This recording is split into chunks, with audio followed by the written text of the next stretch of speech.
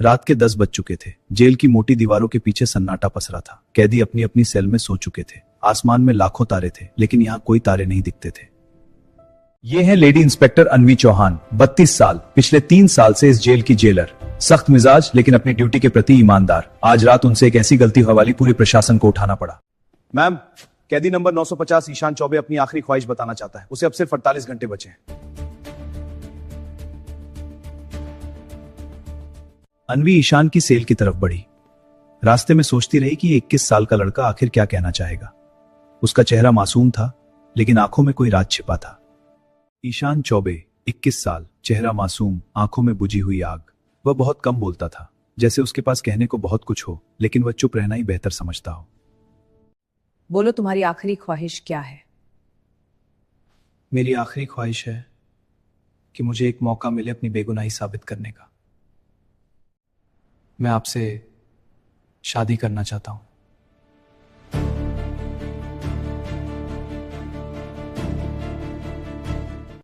अगर आप तैयार नहीं तो मेरे लिए कोई कुंवारी लड़की ढूंढ दो। इस हालत में कौन आएगा? मंदिर में ऐलान करवा दो। खबर जंगल की आग की तरह फैल गई। पूरी जेल में चर्चा थी कि एक कैदी ने ऐसी फरमाइश कर दी जो आज तक किसी ने नहीं सुनी थी। सर, ये है कैदी नंबर 950। बेटा, तुम्हारी आखिरी ख्वाहिश क्या है? एसपी साहब ने ईशान को समझाने की कोशिश की, लेकिन उनकी आवाज में बेबसी थी। वे जानते थे कि यह इच्छा पूरी होना नामुमकिन है। ईशान चुपचाप सुनता रहा। उसकी आंखों में अटूट विश्वास था। ईशान ने कहा, सर, मेरी शादी अपने आप हो जाएगी, बस मंदिर में ऐलान करवा दें। उसकी आंखों में ऐसा भरोसा था कि कोई मना नहीं कर पाया। एसपी साहब ने हामी भर दी। उन्हें पूरा यकीन था कि कोई नहीं आएगा। शाम को शांतिनगर के मंदिर में ऐलान करवा दिया गया। सुनिए सभी गांव वालों, यह घोषणा है। हाँ, सुन रहे हैं। ईशान की मां आखिरी मुलाकात के लिए आई। वह बेटे से लिपटकर फूट फूट कर रोई। वह बार बार कह रही थी, तू बेगुनाह है बेटा। उसके विश्वास ने अन्वी को हिला दिया। अन्वी सोच में पड़ गई। ईशान की मां के आंसू और उसका विश्वास, कहीं सच में तो वह बेगुनाह नहीं? यह सवाल उसे अंदर तक कचोट रहा था। ऐलान के 1 घंटे बाद ही एक सिपाही हांफता हुआ अन्वी के ऑफिस में दाखिल हुआ। उसने कहा, मैडम, जेल के दरवाजे पर एक लड़की दुल्हन के कपड़ों में खड़ी है। अन्वी और एसपी साहब दौड़ते हुए जेल के दरवाजे पर पहुंचे। वहां एक 18-19 साल की लड़की लाल दुल्हन के जोड़े में खड़ी थी। उसके साथ एक पुजारी भी थे। ये थी सोनिया, 18-19 साल की नाजुक सी लड़की। चेहरे पर डर नहीं, बल्कि एक अजीब सी शांति और दृढ़ता थी। उसने अपनी मर्जी से ईशान से शादी करने का फैसला किया था। कानून के मुताबिक कैदी की आखिरी इच्छा पूरी करना जरूरी था। एसपी साहब ने इजाजत दे दी। जेल के दफ्तर में शादी की तैयारियां शुरू हो गईं। एसपी साहब ने पुजारी से पूछा तो उन्होंने बताया, यह लड़की खुद मेरे पास आई थी। मैंने बहुत समझाया, लेकिन यह नहीं मानी। कहती है यह उसका अपना फैसला है। ईशान को उसकी सेल से बाहर लाया गया। वह हैरान था, लेकिन उसके चेहरे पर हल्की मुस्कान भी थी। उसे भरोसा था कि कोई न कोई जरूर आएगा। जेल के दफ्तर में सादगी से शादी की रस्में पूरी हुई। पुजारी ने मंत्र पढ़े, दोनों ने फेरे लिए। यह एक अजीब शादी थी, जहां खुशियां नहीं, उदासी थी। शादी खत्म होने के बाद ईशान ने अन्वी से कहा, अब वादे के मुताबिक मेरी पत्नी को मेरे पास भेज दीजिए। अन्वी सकपका गई, लेकिन एसपी साहब ने इजाजत दे दी। अन्वी सोनिया को लेकर ईशान की सेल तक पहुंची। उसने दरवाजा खोला, दोनों को अंदर भेजा और दरवाजा बंद कर दिया। सोचा थोड़ी देर में बाहर आ जाएंगी। घंटों बीत गए। सेल के अंदर से हल्की हल्की आवाजें आ रही थी, जैसे कोई कुछ खोलने की कोशिश कर रहा हो। अन्वी को कुछ अजीब सा लगा।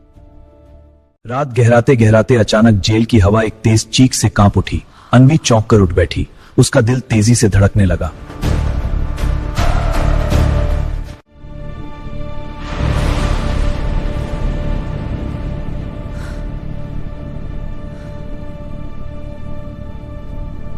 अन्वी तेजी से ईशान की सेल की तरफ दौड़ी। उसके पैरों के नीचे जमीन सरक रही थी। उसे कुछ बुरा होने का एहसास हुआ। दरवाजा खोलते ही सामने वही लड़की खड़ी थी। उसका घूंघट नीचे था, सांसें तेज थीं और पूरा शरीर डर से कांप रहा था। क्या हुआ? तुमने तो अपनी इच्छा से शादी की थी। मुझे यहाँ से बाहर निकालिए, मैं एक पल और नहीं रुक सकती। अन्वी ने दरवाजा खोला और सोनिया बिजली की तरह बाहर निकल गई। बिना कुछ कहे वह तेजी से जेल से बाहर भाग गई। अन्वी हैरान रह गई। अन्वी ने सेल का दरवाजा फिर से बंद कर दिया और अपने ऑफिस लौट आई। सारी रात वह सोचती रही, आखिर अंदर क्या हुआ था। इंस्पेक्टर, ईशान कहाँ है?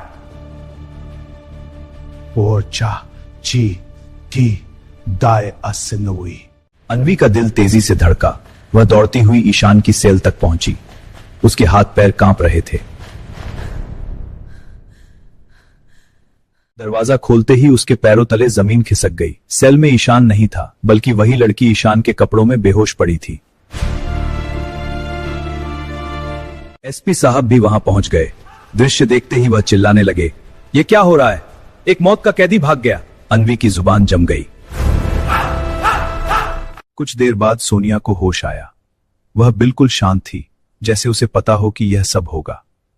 उसके चेहरे पर डर नहीं, आत्मविश्वास था। सोनिया ने कहा, आप लोगों ने ईशान के साथ अन्याय किया है, वह बेगुनाह है। अन्वी ने तंज किया। अब प्यार का भूत उतर गया? सोनिया ने कहा, वह भागा नहीं है, वह वापस आएगा। वह मेरा पति है, मुझे छोड़कर नहीं जाएगा। उसकी आवाज में ऐसा भरोसा था कि अन्वी चौंक गई। सोनिया ने अपनी कहानी शुरू की। उसने बताया कि वह और उसकी बड़ी बहन सरदापुर गांव में रहती थी। ईशान उसकी बड़ी बहन की मंगेतर था। ईशान बचपन से बहादुर और निडर था। वह कभी किसी बात से पीछे नहीं हटता था। सोनिया के पिता उसे बहुत पसंद करते थे और उन्होंने अपनी बड़ी बेटी की सगाई उससे कर दी। सरदापुर गांव छोटा था, लेकिन वहां का माहौल अजीब था। कुछ बदमाश लड़के अक्सर लड़कियों को परेशान करते थे। सोनिया और उसकी बहन डरी रहती थी। एक रात ईशान सोनिया की बहन से मिलने आया। पिता पर दोनों बहनें अकेली थीं। अचानक दरवाजे पर जोर जोर से आवाजें होने लगी। हमें पता है लड़का आया है, उसे बाहर निकालो, बाहर निकालो।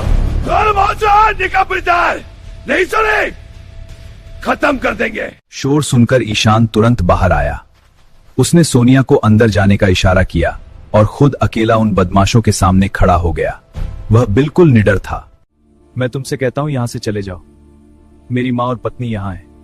ईशान ने गुस्सा नहीं किया। उसे पता रहकर उन बदमाशों को समझदारी से वापस जाने पर मजबूर कर दिया। वह रात ईशान दरवाजे के पास बैठा रहा, जैसे उस घर की हिफाजत कर रहा हो। सोनिया ने खिड़की से देखा तो उसकी आंखें नम हो गईं। उसे लगा ईशान बहुत अच्छा इंसान है। लेकिन बदमाशों का आतंक खत्म नहीं हुआ। हर दिन जब पिता काम पर जाते, वे घर के बाहर आ खड़े होते। दोनों बहनें दरवाजा बंद कर लेती, लेकिन डर उनके मन से नहीं जाता था। एक रात सोनिया और उसकी बहन अकेली थी।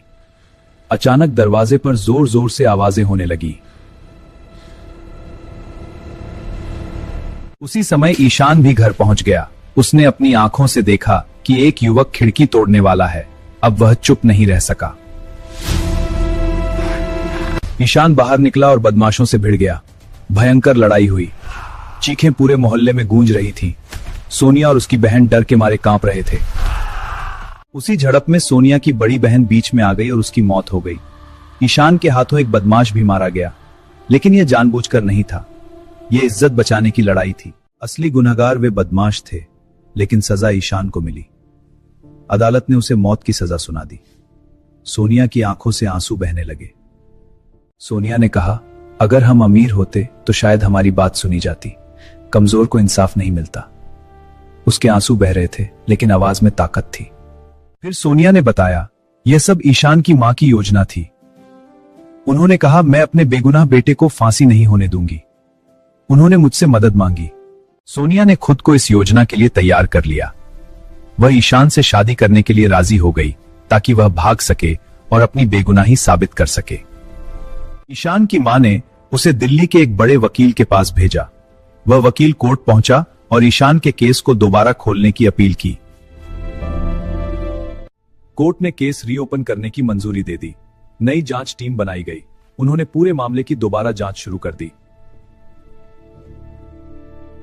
जांच में सच्चाई सामने आ गई। सबूत, गवाह, बयान, सब कुछ फिर से देखा गया। साबित हो गया कि ईशान बेगुनाह है। असली गुनहगार वही बदमाश थे। उन्हें सजा सुनाई गई। अदालत ने कहा कि ईशान ने कोई गुनाह नहीं किया। वह तो लड़कियों की इज्जत बचा रहा था। ईशान को मौत की सजा से मुक्त कर दिया गया, वह रिहा हो गया।